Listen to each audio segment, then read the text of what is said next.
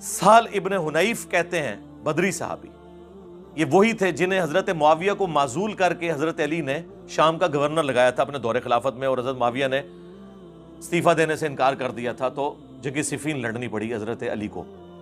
سہل بن حنیف جنگ صفین کے موقع پر بخاری اور مسلم دونوں میں الفاظ ہیں، وہ اپنا گھوڑا دوڑا کے صحابہ کرام میں آتے ہیں اور وہ کہتے ہیں کہ اگر صلح حدیبیہ کے دن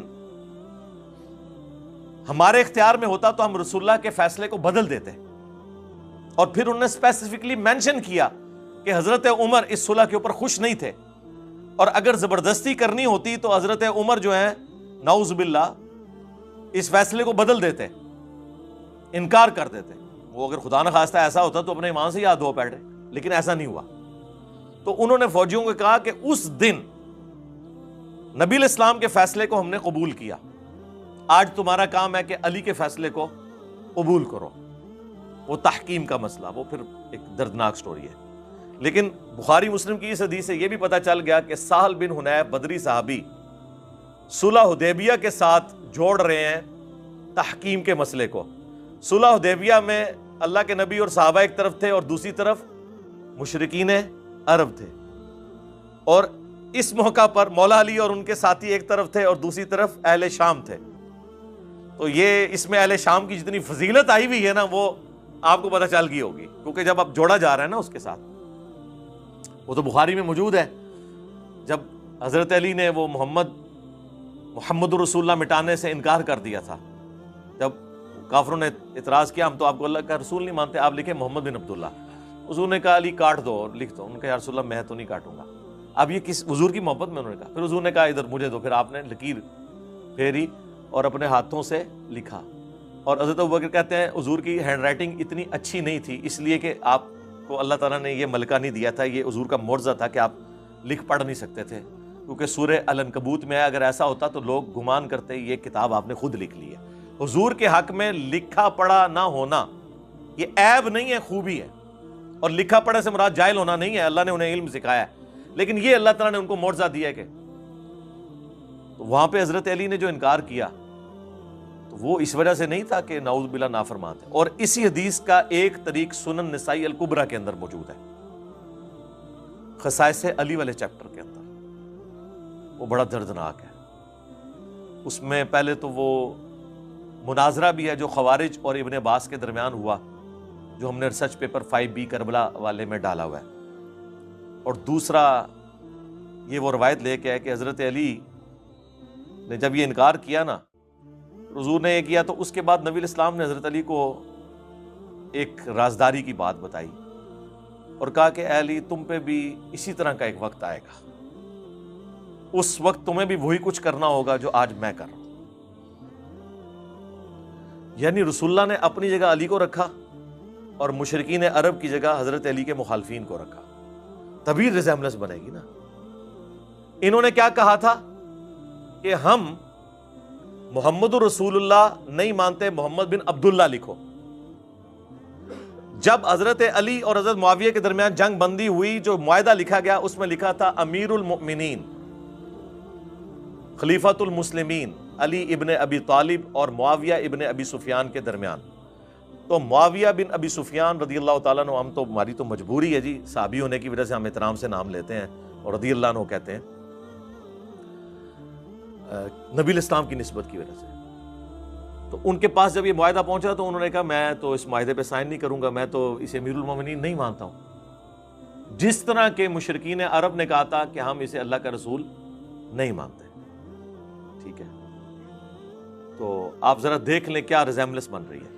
اس سے ان ناسبیوں کا بھی رد ہو گیا جو کہتے ہیں نہیں وہ حضرت علی کو خلیفہ مانتے تھے، بس صرف قصاص عثمان مانگتے تھے۔ وہ اس سے بڑھ کے تو جامعہ ترمذی اور سنن ابی داؤد میں موجود ہے کہ بنو امیہ کے لوگ کہتے ہیں علی تو خلیفہ ہی نہیں ہے اور خلافت تو ہم میں ہے، جس پہ حضرت سفینہ نے کہا تھا یہ ان کی پیٹھ سے جھوٹ نکلا، ان کی بادشاہت روئے ارض کی بدترین بادشاہت ہے۔ اور مسند ابی داؤد طیالسی اور مصنف ابن ابی شیبہ میں تو یہاں تک موجود ہے کہ یہ بدترین سخت گیر بادشاہ ہیں، اور ان کا پہلا بادشاہ معاویہ ابن ابی سفیان ہے۔ اور راوی حدیث جب حضرت سفینہ سے پوچھتا ہے کہ پھر حضرت معاویہ کیا ہوئے اگر خلافت 30 سال تک ہے، جب حضرت سفینہ کہتے ہیں ابو بکر کے 2 سال، عمر کے 10 سال، عثمان کے 12، علی کے 6 اور حسن ابن علی کے 6 مہینے بھی اس میں شامل ہیں، 5.5 سال اور یہ مل کے 6، ان کا معاویہ تو بادشاہ ہیں. اور مصنف ابن ابی شیبہ میں آیا کہ سخت گیر بادشاہ اور پہلا معاویہ ابن ابی سفیان ہے. یعنی حضرت سفینہ حضور کے آزاد کردہ غلام، وہ ان کو خلیفہ نہیں مانتے تھے بلکہ بادشاہ مانتے تھے. ہم خلیفہ بھی نہیں مانتے، یہ ذہن میں رکھیے گا. خلیفہ راشد چھوڑ دیں، خالی خلیفہ بھی نہیں مانتے، ملک مانتے ہیں. ہاں ان معنوں میں تو خلیفہ آپ بے شک عمران خان کو بھی کہہ لیں اور شہباز شریف کو بھی کہہ لیں حکمران کے طور پہ، یزید کو بھی کہہ لیں آپ کا دل کرے، لیکن اگر خلیفہ ان ٹرو سینس کے اندر ہے تو وہ خلفائے راشدین وہی ہیں. اب حضرت علی رضی اللہ تعالیٰ عنہ علیہ السلام کو حضور نے فرمایا کہ تمہیں بھی پھر وہی کرنا پڑے گا جو مجھے کرنا پڑا. تو وہ جب حضرت معاویہ نے وہ تحریر واپس کی نا، تو حضرت علی رضی اللہ تعالیٰ عنہ نے کہا صدق رسول اللہ صلی اللہ علیہ وآلہ وسلم، رسول اللہ نے سچ کہا تھا. اور کہا کہ یہ مٹا دو، تم لکھو علی ابن ابی طالب اور معاویہ ابن ابی سفیان کے درمیان. ٹھیک ہے،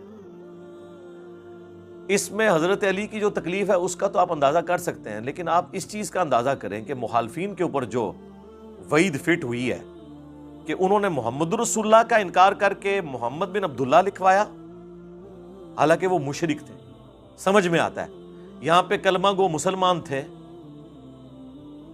اہل شام، اور انہوں نے امیر المومنین خلیفۃ المسلمین علی ابن ابی طالب کٹوا کر کیا لکھوایا؟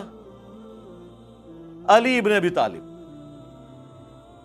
تو ریزیمبلنس تو سیم ہے. تو دیکھ لیں کس کی نسبت کہاں جڑی ہوئی ہے. علی کے ماننے والے رسول اللہ کے ساتھ کھڑے ہیں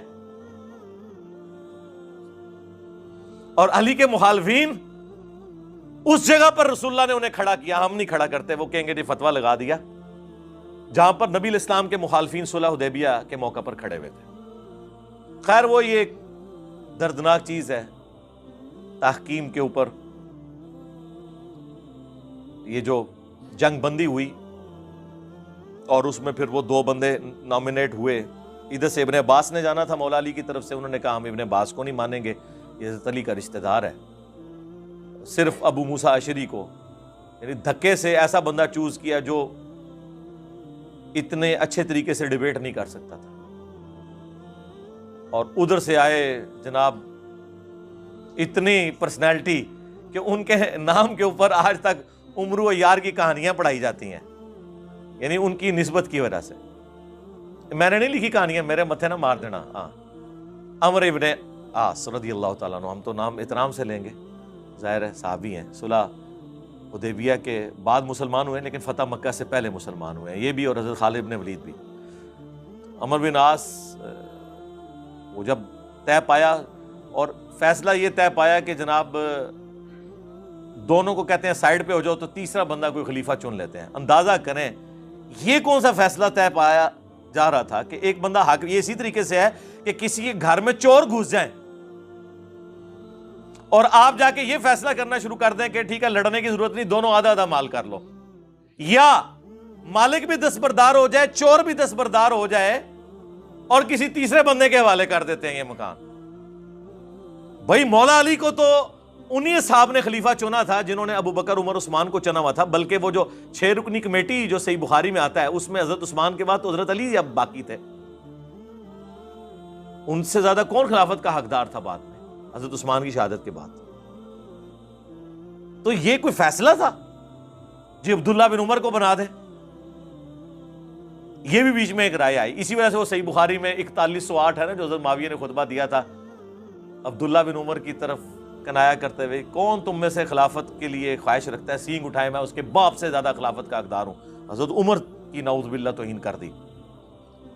تو عبداللہ بن عمر کہتے ہیں بعد میں نے ارادہ کیا کہ میں اپنی گوٹ کھولوں جو میں ایسے کر کے بیٹھا تھا احتبا کر کے دونوں گھٹنوں کو، اور میں کھڑے ہو کے اسے کہوں کہ معاویہ تجھ سے زیادہ خلافت کا حقدار وہ ہے جس نے تجھ سے اور تیرے باپ سے اسلام کی خاطر جنگیں کی ہوئی ہیں، یعنی عبداللہ بن عمر، کیونکہ غزوہ خندق کے چیپٹر میں یہ حدیث امام بخاری لے کے آیا ہے.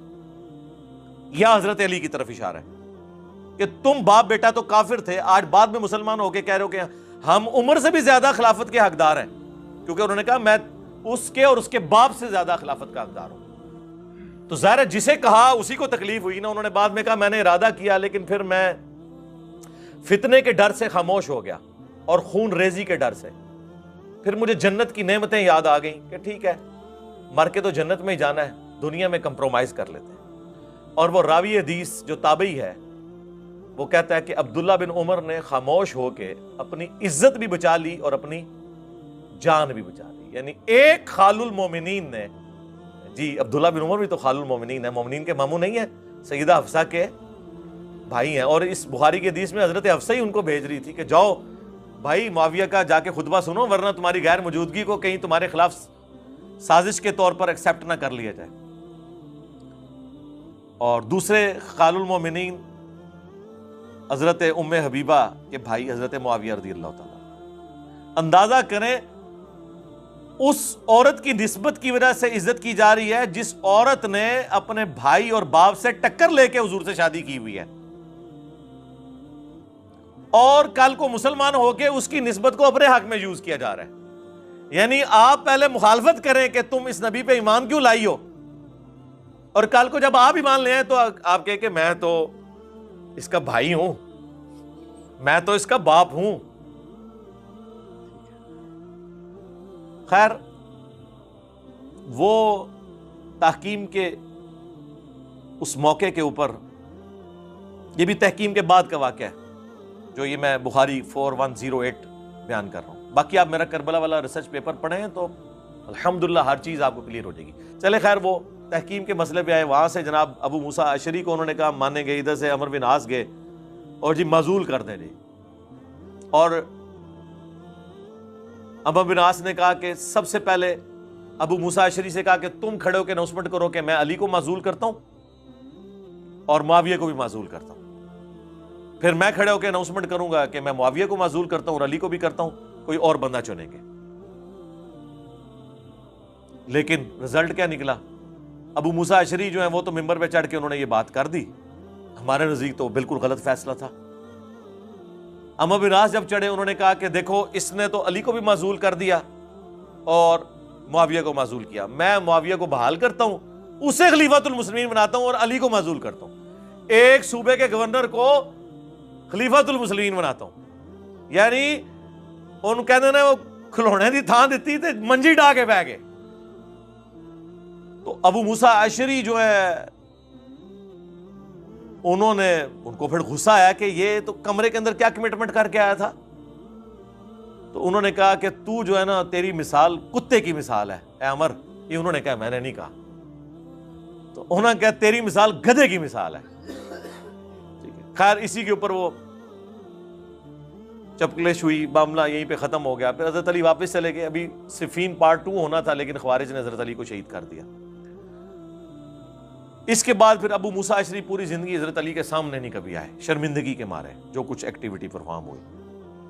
اسی وجہ سے شیعہ جو ہیں ابو موسیٰ اشعری کو برا کہتے ہیں، تو وہ کوئی 100% پھینکنے والی بھی ان کی بات نہیں ہے، مس ہینڈلنگ تو ان سے ہوئی ہے۔ ہم یہ کہتے ہیں وہ صحابی ہیں، صحابیت کا احترام کریں۔ دیکھیں سر ہمارے جتنا جگرا ہے کسی کا، ہم تو مولا علی کے مخالفین کو بھی کہتے ہیں کہ یار صحابی ہیں، احترام کریں، علمی رد ضرور کریں لیکن احترام کے دائرے۔ میرا دعویٰ ہے کہ ہمارے کربلا والے ریسرچ پیپر میں کوئی ایک حدیث بھی ایسی نہیں ہے جسے دنیا کے تمام محدثین ضعیف کہتے ہوں۔ یہ ضرور ہے، اور میں شروع دن سے کہہ رہا ہوں کہ کسی حدیث کو شیخ البانی صحیح کہتے ہوں گے اور شیخ زبیر صاحب کے نزدیک وہ ضعیف ہوگی، کسی کو شیخ زبیر صاحب ضعیف کہتے ہوں گے، شیخ البانی کے نزدیک وہ حدیث صحیح ہوگی۔ میں نے وہ ساری اس لیے جمع کی ہیں تاکہ جس کا اعتماد جس کی تحکیم کے اوپر ہے وہ اس پہ اعتماد کرے اور اس میں سے اپنا حصہ نکال کے ہمارے مقدمے کو سمجھے۔ ہمارا مقدمہ تو بخاری مسلم سے ثابت ہے، ہمارے مقدمے کے لیے بخاری کی ایک حدیث ہی کافی ہے، 2812 اور 447۔ عمار کو ایک باغی جماعت قتل کرے گی، عمار انہیں اللہ اور جنت کی طرف بلا رہے ہوں گے اور وہ جماعت جہنم کی طرف بلا رہی ہوگی۔ اس حدیث میں حضرت معاویہ رضی اللہ تعالیٰ عنہ کی جماعت کو باغی اور جہنم دوزخ کی طرف بلانے والی جماعت نبی علیہ السلام نے فرمایا۔ اس پہ میری کی ایک ویڈیوز ریکارڈڈ ہے، کربلا والا ریسرچ پیپر پڑھ لیں۔ دوزخ کی جماعت نہیں، اس کی طرف بلانے والی۔ ہماری تو خواہش ہے جتنے اہل ایمان تھے سب کو اللہ تعالیٰ جنت میں داخل کرے. ہاں ہمارا کوئی لینا دینا نہیں ہے, ہم تو اسلام پہ جو افطار ٹوٹی ہے اس کو ڈسکس کرتے ہیں. تو ہمارے ریسرچ پیپر میں الحمدللہ جتنی حدیثیں ہیں وہ 100%. یہ بعض لوگوں نے ہمارے اسٹوڈنٹس میں سے بھی ہنگامہ کھڑا کرنے کی کوشش کی اور وہ خام خواہ غلط چیزوں کو رنگ دے رہے ہیں, اور وہ ہماری تحقیقات سن کے ہمیں وہ چیزیں بلیم کے طور پہ بتا رہے ہیں جو ہم نے خود بتائی نہیں ہیں. نہ سرکار, نہ, کوئی غلطی نہیں. غلطی تب ہوگی کہ میں کسی حدیث کے نیچے حکم لگاؤں کہ اسنادہ صحیح اور ساتھ دیکھوں قال شیخ البانی, جبکہ شیخ البانی نے کہا ہو کہ اسنادہ ضعیف, پھر میری غلطی ہے. میں لکھوں اسنادہ صحیح قال شیخ زبیر لزئی اور زبیر لزئی صاحب نے لکھا ہو اسنادہ ضعیف, پھر میری غلطی ہے. جب میں نیچے تحکیم لگاتا ہوں وہ اسی لیے لگاتا ہوں تاکہ جس کا, اب اکثر تو ناصبی شیخ البانی کو امام مانتے ہیں, ہم بھی کہتے ہیں وہ بہت بڑے حدیث کے امام ہیں, تو مجھے کتے نے کاٹا ہوا ہے کہ میں وہ حدیث نکال دوں جسے شیخ البانی نے صحیح کہا ہو, جسے امام ترمذی نے حسن صحیح کہا ہو, جو حدیث امام حاکم اور امام ذہبی کے اصولوں کے مطابق صحیح ہو. اب یہ وہ 4 بڑے امام ہیں جنہیں اہل حدیث زبیر لزئی صاحب سے بڑا امام مانتے ہیں. یعنی وہ حدیث جو ترمذی میں ہے کہ وہ عبید اللہ ابن زیاد کا جب سر کاٹ کے مختار سقفی کے سامنے رکھا گیا تو اس کے نتنوں میں سانپ گھس گیا تھا. اس حدیث کو شیخ زبیر صاحب کہتے ہیں کہ اس میں آمش کی تدلیس ہے, میں اسے ضعیف کہتا ہوں. میں جب شیخ صاحب سے پوچھا, شیخ صاحب کہتے ہیں میرے نزدیک ایک سانپ نہیں 1000 سانپ اس کے نتنوں میں داخل ہونے چاہیے. ہاں وہ کہتے ہیں میں تو خوش ہوں, لیکن میں اصول پہ بات کر رہا ہوں, مجھے اس کی سما کی تصریح نہیں ملی. لیکن جو آمش کی تدلیس کو نہیں مانتے, پاکستان کے عالم و سارے اہل حدیث سوائے اکا دکا کے, وہ کہتے ہیں کہ آمش کی تدلیس سے ہم صرف نظر کرتے ہیں, چاہے ارشاد اللہ قصری صاحب ہوں, خواہ وہ شیخ البانی ہوں, امام ذہبی ہوں, امام ترمذی ہوں, اس لیے وہ حدیث کو صحیح کہتے ہیں. تو میں نے وہ حدیث ڈالی ہوئی ہے, تو بعض لوگوں نے اعتراض کیا انجینئر صاحب نے ضعیف روایت ڈالتی ہے. منو پہ دس دینے, میرے کو سیکھ کے منو پہ دس دینے. سرکار ضعیف نہیں ہے, جن کے خلاف ناسبیت کا مقدمہ ہے ان کے نزدیک وہ بالکل صحیح. آپ کو سمجھ آئی یہ بات کی؟ یہ میں کیسے نکال دوں جو کہ میرے پاس ایک ہتھیار ہے. آپ یہ چاہ رہے ہیں میں وہ ہتھیار نکال دوں, اور جو میں ہتھیار لے کے آؤں جس کو وہ مانتے ہی نہیں ہیں, تو میرے تو دونوں ہتھیار ہی فارغ ہو گئے نا. ہمارا مقدمہ تو بخاری مسلم میں ہے, لہٰذا اس میں جہاں جہاں پہ بھی کوئی روایت ہے الحمدللہ وہ محدثین کے نزدیک کبھی کسی محدث کے حکم میں صحیح ہوگی, کبھی کسی کے.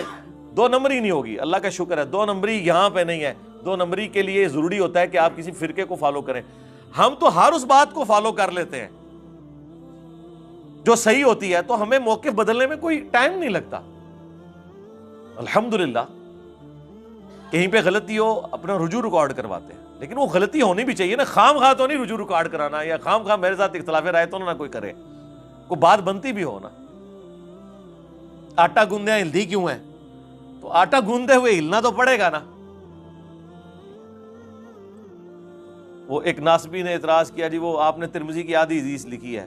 وہ حدیث پوری لکھی ہوئی ہے بھائی ترمذی کی, کہ پہلا شخص جو اسلام قبول کیا جس نے, زید ابن ارقم کہتے ہیں, وہ علی ابن ابی طالب ہے. کہتے ہیں نہیں جی ابراہیم نخعی کا ساتھ قول تھا کہ وہ حضرت ابوبکر کہتے ہیں. بھائی ابراہیم نخعی کی روایت جو ہے وہ مرسل ہے, صحیح مسلم کے مقدمے میں ہے کہ تابعی کا قول کوئی شے نہیں ہے جب تک صحابی کو مینشن نہ کرے.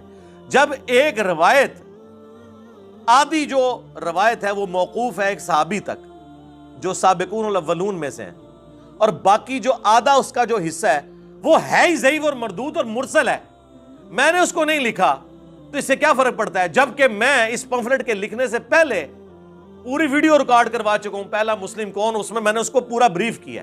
یہاں پہ میں کرتا تو یہ پمفلٹ میں 4 صفحے مجھے اور ایڈ کرنے پڑتے ایک ضعیف روایت کے بارے میں بتانے کے لیے کہ یہ ضعیف کیوں ہے. اس لیے میں نے جو صحیح پورشن ہے وہی لکھا ہے. سمجھ آئیے آپ کو بات کی؟ اور اس کو 2 نمبری کہہ کے پیش کرتے ہیں. 2 نمبری کیوں کرنی ہے؟ جو آپ 2 نمبریاں بتاتے ہیں وہ آپ کی اپنی 2 نمبریاں پکڑی جاتی ہیں. وہ ہمارے غلام محی الدین بھائی ہیں, یہ لفظ ہے محی الدین, محی الدین ویسے بول دیتے ہیں لیکن اصل لفظ ہے محی الدین. تو وہ مجھے کئی بار کہتے ہیں علی بھائی تحکیم کے اوپر کوئی ویڈیو ریکارڈ کرائیں, تحکیم کے اوپر کوئی ویڈیو ریکارڈ کرائیں. چلیں آج ان کی خواہش پوری ہوگی. میں نے وہ خطرناک قسم کی باتیں جس سے کانپے ٹانگ جائیں وہ خطرناک باتیں جس سے ٹانگیں کام جائیں، میں نے جو کچھ فی البدی میرے دماغ میں آئی میں نے بیان کر دی. باقی میرا خیال ہے ظہور احمد فیضی صاحب جنہوں نے خصائص علی کے اوپر کام کیا، ایک بریلوی عالم، غلام سو سعیدی صاحب کے شاگرد ہیں، بہت محقق آدمی ہیں. صلح حسن پہ بھی انہوں نے ایک کتاب لکھی ہے، اور اب مسئلہ افضلیت کے اوپر بھی انہوں نے کتاب لکھی ہے. وہ میرا خیال ہے اب اس کے اوپر کام کر رہے ہیں، مسئلہ تحکیم کے اوپر. کچھ تو ویسے انہوں نے مختلف جستہ ذکر کیا ہے، باقی اگر وہ نہیں کر رہے تو میں ان سے ریکویسٹ کروں گا اس ویڈیو کی وساطت سے بھی کہ وہ ماشاءاللہ کمپیٹنسی رکھتے ہیں. حضرت معاویہ رضی اللہ تعالیٰ عنہ کے فضائل میں جو جھوٹی روایتیں اکٹھی کی تھیں دعوت اسلامی والوں نے، انہوں نے ان کے رد کے اوپر بھی ایک اتنی موٹی کتاب لکھی ہے. باقی ہم تو بس اجمالاً چیزیں بیان کر دیتے ہیں تاکہ آپ کے لیے اصلاح کا اس میں کوئی معاملہ ہو جائے. مقصد کسی کو ذلیل کرنا نہیں ہوتا. وہ بات کہاں سے کہاں نکلی تھی، وہ خوارج والی، وہ میں نے آپ کو کہا نا کہ کبھی آمد ہوتی ہے نا، آج ہو گئی. وہ اللہ نے فیصلہ کرنا ہوتا ہے شرح صدر کب ہو. یہ کشف نہیں ہے، الہام نہیں ہے، یہ شرح صدر ہے. جسٹ لائک جب کسی شاعر کے اوپر کوئی دکھی کیفیت ہو تو وہ اشعار کہہ دیتا ہے. تو ہمارا بھی یہی معاملہ ہوتا ہے کہ ہم اس طرح کی جب کوئی بات ہے، اب دیکھیں وہ بائی چانس ہی، مطلب میں ایک جملہ بولا، جب کبھی ہم کوئی بات کرتے ہیں نا کہ جی فضائل مال میں یہ لکھا ہے، تو وہ دیوبندیوں کے مولوی کہتے ہیں او جی تو فلانے بزرگ نے بھی لکھا ہوا ہے، آپ ان کو کوئی نہیں غلط کرتے. وہ ہے کیڑا جو فلانا. پھر اس میں نے ایک جملہ بولا، وہ فی البدی اللہ نے میری زبان سے جاری کیا کہ بھئی جب ہم کتاب و سنت کے دائرے میں حضرت معاویہ رضی اللہ تعالیٰ عنہ، حضرت عمر بن عاص رضی اللہ تعالیٰ عنہ، حضرت مغیرہ ابن شعبہ رضی اللہ تعالیٰ عنہ سے اختلاف رکھ سکتے ہیں تو بابت شے ہی کوئی نہیں. وہ اس وقت جب جملہ میری زبان سے نکلا، وہ پھر اسے کوئی شرف قبولیت حاصل ہو گیا، اور اب تو ماشاءاللہ وہ کمپلیٹ ہو گیا. کیا نبی کے جیسا ہے ہی کوئی نہیں، بابت شے ہی کوئی نہیں. اب ان لوگوں کا بھی گلہ دور ہو گیا جو کہتے ہیں اب بابوں کی توہین کر رہے ہیں. تو اب آپ دیکھیں کس شخص کے مقابلے پہ ہم ذکر کر رہے ہیں. آپ تو ہمیں کہتے ہیں جی وہ کوئی بڑے سے بڑا بھی بابا غوث قطب ابدال ہو، کسی ادنا سے صحابی، خواہ وہ حضرت واشی کیوں نہ ہو، ان کے گھوڑوں کے قدموں کی خاک جو گھوڑے کے نترے میں بیٹھتی ہے اس کو نہیں پہنچ سکتا. تسی تے اتنا ذلیل کر دے ہو اپنے بابیاں نو خود. میں تو رسول اللہ کے مقابلے پہ کہہ رہا ہوں کہ نبی کے جیسا ہے ہی کوئی نہیں، بابے تے شے ہی کوئی نہیں. تو میری بات بری لگ جاتی ہے. خود تو آپ نے اتنا ذلیل کیا ہے کہ گھوڑے کے بھی قدموں کے نیچے، وہ بھی جو جا کے ناک میں جا کے وہ ذرے بیٹھتے ہیں. ٹھیک ہے نا، پتہ نہیں اور کتنے کتنے تسی جناب پہنچائے ہیں اپنے بزرگاں نو. ٹھیک ہے نا جی. ایسے وہی میں نے کہا نا، میرے ساتھ ایسی دشمنی ہے، میں کہوں نا خدا ایک ہے، انہوں نے کہنا نہیں آج تو اسی دو منا گے. ابھی میرا ایک کلپ آ رہا ہے، انشاءاللہ فائنل ہو گیا وہ، اس کا عنوان ہے میرے خلاف کلپ بنانے کا ثواب. ہاں کتنا ثواب ہوتا ہے اگر علی بھائی کے خلاف کلپ بنایا جائے. اس کا اتنا ثواب ہوتا ہے جس طرح دنیا میں ہر بندے کی یہ خواہش ہے نا میں مرنے سے پہلے ایک مسجد بنواؤں گا، اس طرح دنیا کے ہر عالم کی خواہش ہے کہ مرنے سے پہلے میں نے انجینئر کا رد ضرور کرنا ہے ایک بار. اس وقت تمام فرقوں کے علماء دین کی خدمت یہ نہیں سمجھ رہے کہ لوگوں کو دین سکھائیں، وہ یہ خدمت یہ سمجھ رہے ہیں کہ انجینئر صاحب کے خلاف ایک کلپ ریکارڈ کرا دیں اور لوگوں کو بتائیں کہ اس دور میں دجال سے بڑا فتنہ یہ ہے، آپ نے اس سے بچ جانا ہے. ہاں یہی خدمت کر رہے ہیں. بتائیں مجھے کیا اب اہل حدیث بریلویوں کے خلاف کلپ بناتے ہیں جو انہوں نے ادم مچایا ہوا تھا؟ ان کے دیکھ لے پچھلے 3-4 سالوں میں سارے کلپ میرے بارے میں آ رہے ہیں، بریلویوں کے کلپ سارے میرے بارے میں آ رہے ہیں. ٹھیک ہے جی. دیوبند کے کلپ سارے میرے بارے میں آ رہے ہیں. شیعہ سے تھوڑے بہت امید تھی کہ کوئی انصاف کا کام لیں گے، لیکن اب تو انہوں نے بھی وہ سارے کے سارے معاملات شروع کر دیے ہیں اور جھوٹے الزامات میرے اوپر لگانے شروع کر دیے ہیں. خیر میں تو خوش ہوں کہ وہ جو ہم پہ لوگ الزام لگاتے تھے یہ وابی ہے، اہل حدیثوں کے کلپ آئے 2015 میں نے کہا شکر ہے میرے مالک. انہوں نے کوئی وابی کہے گا میں کہ دیکھو سارے وابی میرے خلاف تھے. ٹھیک ہے جی. جب یہ کہتے ہیں نہیں اندروں والے بھی بریلوی ہے، جب بریلویوں کے کلپ آئے میں کہا شکر الحمدللہ. پھر میں دعائیں کرتا تھا یا اللہ شیعہ کے بھی کلپ آئیں تاکہ میں ان کے ناسبیوں کے منہ بند کروں. ہوں دیکھو تھوک دے صاحب نال کلپ آ رہے ہیں انہوں نے بھی. ٹھیک ہے جی. تو ہم ساروں کہیں گے شکریہ علماء دیوبند، علماء بریلویہ، علماء اہل حدیثیہ اور وہابیہ اور شیعہ کہ آپ لوگ یہ کلپ اور بنایا کریں تاکہ میں اپنی عوام کو سیٹسفائی کر سکوں. تکو یار یہ بھی گالا منو کٹ دے جی، منو خدا دا نہ ہے، مینوں سرٹیفکیٹ دے دو کہ میرا تعلق کسی کے ساتھ نہیں ہے،